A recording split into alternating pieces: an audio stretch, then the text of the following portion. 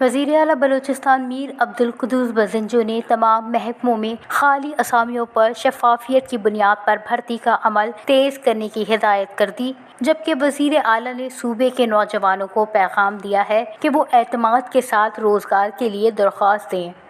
انہیں ان کی اہلیت اور صلاحیت کے مطابق میرٹ پر نوکری دی جائے گی اور امیدوار کسی قسم کی شکایت کی صورت میں وزیر اعلیٰ شکایت سیل سے رابطہ کریں، ان کی شکایت کا ازالہ کیا جائے گا۔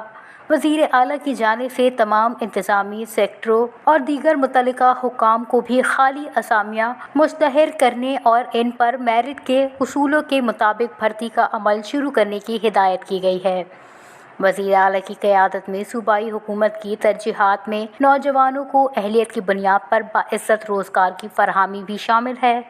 گزشتہ 1.5 برس کی مد میں مختلف محکموں میں خالی اسامیوں پر بھرتی کا عمل جاری ہے اور خالی اسامیوں کو قائم ریکروٹمنٹ کمپنیوں کے ذریعے پر کیا جا رہا ہے۔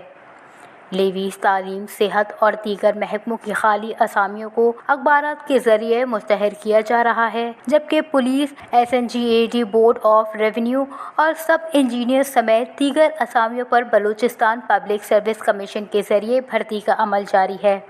عوامی حلقوں، خاص طور سے نوجوانوں کی جانب سے روزگار کی فراہمی کی حکومتی پالیسی کا خیر مقدم کیا جا رہا ہے۔